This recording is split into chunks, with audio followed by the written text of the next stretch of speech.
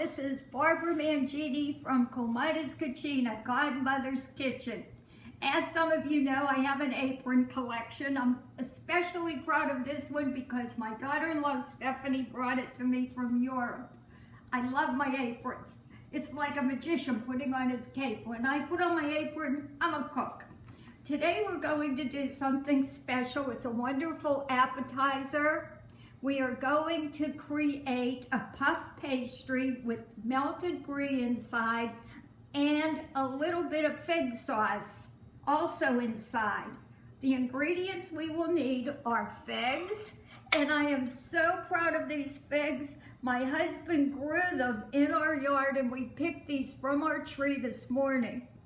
That's why I want to make it with figs. However, if you don't like figs, you can make it with any kind of jam, peach jam, strawberry jam, anything you want. We also need 1 container of brie.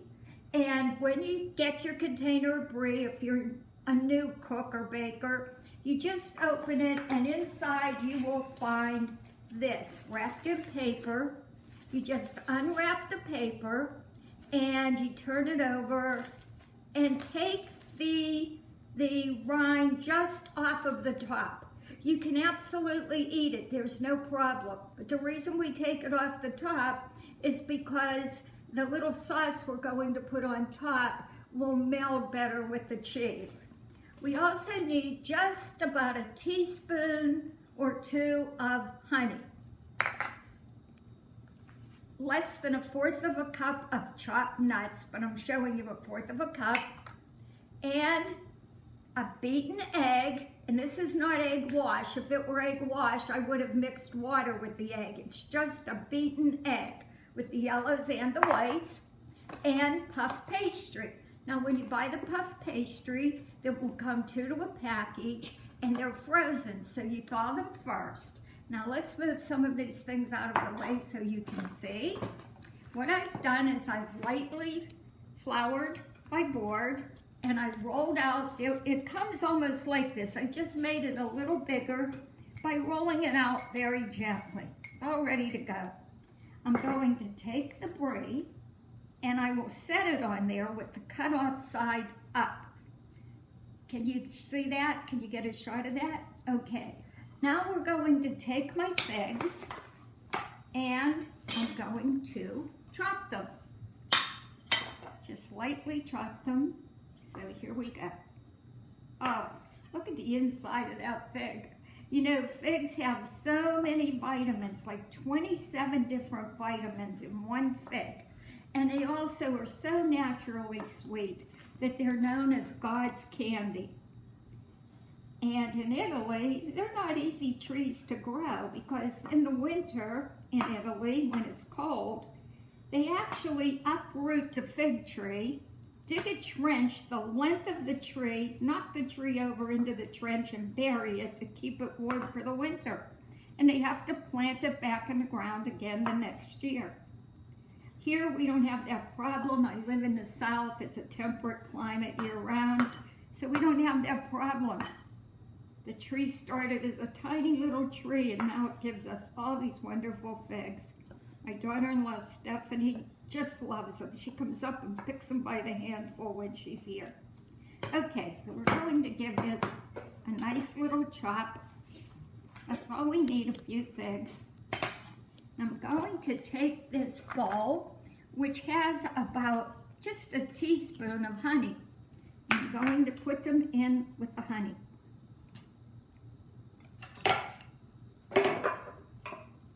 Just to give it a little thickening agent so it's not just raw figs on our cheese. Next, I'm going to mix in those chopped nuts. So here we go. Figs, honey, and nuts. That's all there is to it. And I'm going to lay those on top of this cheese. Don't need a whole lot of mixture because you don't want it leaking out everywhere. In fact, I'm not even going to put all of that on there. This would be wonderful on a piece of toast. So let's get that together. The next thing we do is take this dough up. I'm leaving the points up, notice. and I'm kind of folding it in like a package. Going to give these ends some egg. Let's give these ends some egg. That helps it to stick together. Some over here. Now some people who make this recipe will tell you to put the little sauce on the bottom. I like to put it on the top. When you first open it, take a slice, there's that. Okay, I have this all together. I'm just gonna kind of like pat it together so it doesn't come apart. And I'm gonna give this a big twist. So it makes like a little twisty thing on top. I have a little pair of scissors I use just in the kitchen. I'm going to trim that a little bit. I don't want all that dough sticking up. It'll get too brown. Kind of open it a little. We have a little package. Okay, I'm going to take the egg again, and I'm going to put it on here. And we will bake this in the oven for 30 minutes at 350 degrees. It will get nice and brown, and the more egg you put on it, the browner it's going to get. So I want to get all the little crevices and everything. It also helps, again, hold it together so that little sauce doesn't come out. Okay, put this on a cookie sheet. That's what it looks like. And we're ready to bake it. If you want to flute that a little more on the top or twist it a little more, just do your thing. I love that it looks like a little package. I'm going to flatten that a little bit.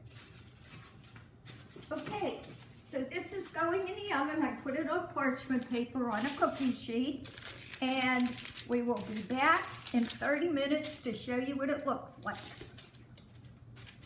See you then. Hi, I'm back. And I just want you to know that when I'm using fig filling, it's not necessary to have a fig tree in your yard. Of course, most people don't. You can buy fig preserves at the store and it works just as well. But again, as I said, you can use any kind of preserves. And if you use preserves, you do not use the honey. You just use a couple teaspoons of the preserves mixed with the chopped nuts. So what I've done for you, I took out the one with the figs, took it out of the oven, and this is what it looks like. I plated it, and then I also made one earlier with the strawberry filling, with just 2 teaspoons of strawberries and the nuts, as I just told you. So let's cut into these and see what they look like. I can't wait. I always serve these on a little plate with a small fork because it's very hard to eat by hand. And when you serve crackers with them, some people like to do that. This is what it looks like. Isn't that lovely? Put it on a little plate. And sometimes people on the plate, I have some nuts. And guess what else goes good with figs? I've added a few chocolate chips.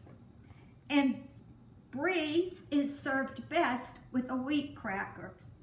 So what a combination. Brie, which is the champagne of cheese, and figs, which is God's candy. Perfect combination. All right, so let's try the strawberry one. Take a nice slice out of this one.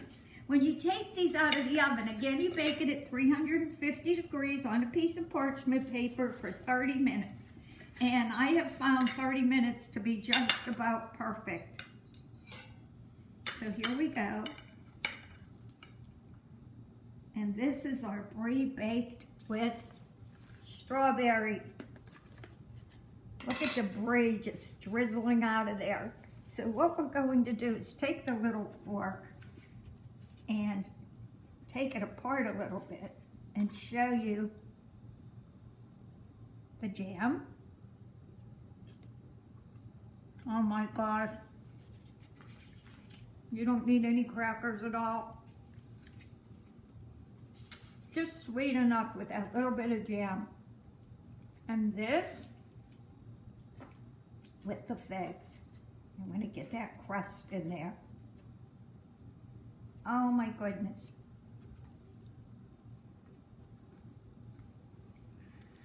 I've got a big piece of nut in that one.